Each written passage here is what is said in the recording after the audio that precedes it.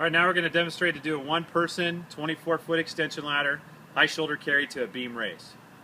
Our firefighter's going to be lined up just like any other time we would be. Whether it's one person, 2, 3, 4, or 6 people, you're going to line up next to your ladder and say what you're going to do.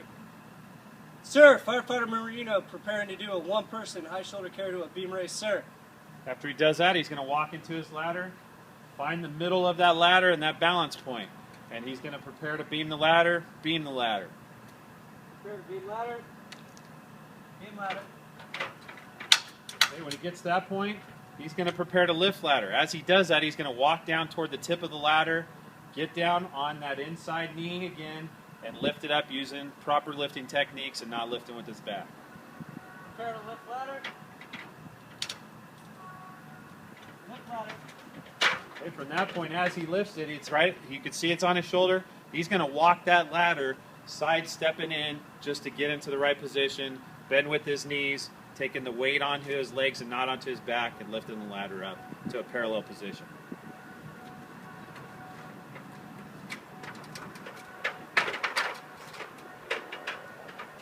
And then from this point, he's going to prepare to move out. He's going to check his overhead wires and instructions, find his spot of where he wants to go, and throw the ladder.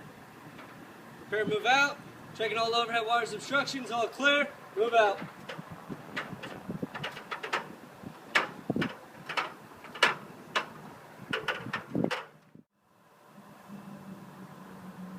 All right, you can see him coming in. He's going to be walking in.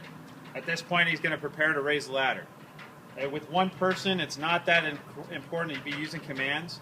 It's a practice point for other ladders because he is by himself. But he came in, put it right on its beam, twists it over, and has his right foot footing the ladder. His left foot's back, his right hand's high, his left hand's low. Again, the same as you'll see on every other ladder we do for the most part. At this point, he's going to be ready to extend the fly section. He's by himself, he has nobody footing on the other side, so he's got to control this ladder at all times. Some proper technique to do that is putting your knee into the beam and pushing in with that knee, and you'll see him do that. Another thing that people may like to do is put their elbows up against the beams to try to balance that ladder. But you do have full control here by footing this ladder correctly, having your knee into it, and having hands on that halyard.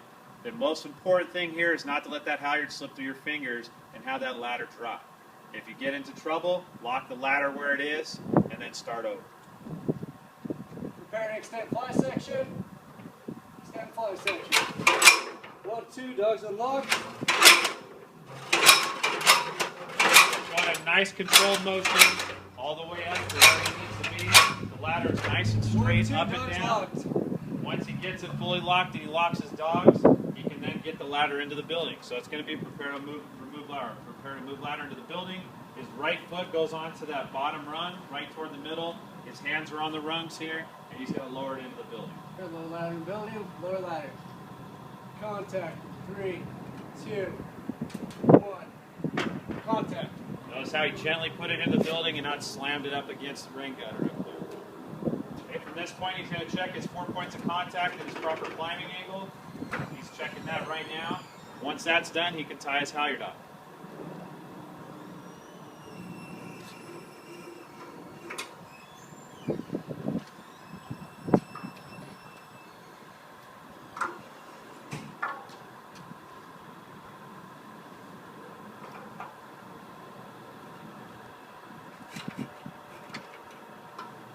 Tying the halyard on the 24 is no different than any other ladder. You just may not have as much tail to work with. Okay, from that point, once it's tied off, 4 points of contact and proper climbing angle, the trainee or firefighter will stand off to the side, say what's going on. This ladder has 4 points of contact, proper climbing angle, and this ladder is ready to climb. Sir, this ladder has all 4 points of contact, proper climbing angle is ready to climb, sir. After he says that, the ladder's ready to come back down. The first thing he's going to do before he does anything, before he touches that ladder, he's going to check his overhead wires and instructions. If something could have happened, we could have had a wire come across this. You touch an aluminum ladder after wires come in contact with it, you're getting electrocuted. So that's why we're checking that at this point. Checking all overhead wires and instructions, all clear in the room.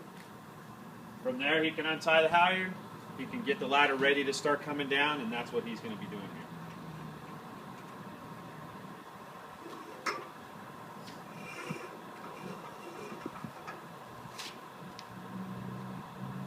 Prepare to remove ladder from building. Here that right foot goes on that bottom rung again, right toward the middle. He's got his hands on the rung up here, and he's going to pull it away gently until he gets to a point where it's vertical. Then his right foot comes in to foot it, his left foot's back, right hand high, left hand low, nothing different there. Prepare to retract fly section. Retract fly section. 1, 2, don't lock. When he brings it down, he's controlling it nice and slow, going in a nice, easy fashion, to a point where he can lock the dogs again. 1, 2, dogs The lock. ladder's going to be ready to come down onto his shoulder. Here he'll pivot it, step back into the ladder, find his balance point. Usually that's just a hand up in the air where you can go, and that's your balance point. And he can bring it down, making sure nothing's behind him. Prepare to move out. Move out. Ladder coming around. Ladder coming around. Prepare to stop. Stop. Prepare to ground ladder. Ground ladder.